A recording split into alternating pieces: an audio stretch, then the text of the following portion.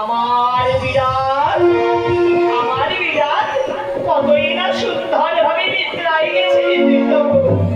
বিড়াল যদি নিদ্রা ভঙ্গ করতে হবে আজ আমায়। বিড়ালের ঘুম ভাঙিয়ে আমি নিয়ে যাব ভক্তির পূজা।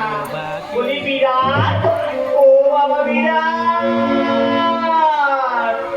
না না না, বিড়াল মনে হয় বড়ই ঘুমে ক্লান্ত।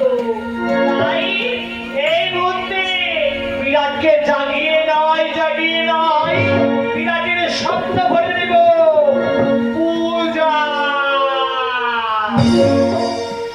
ওরে গাত লোকা তোলো বিরাট, ও তোর সিহারেতে মায়ে এসেছে।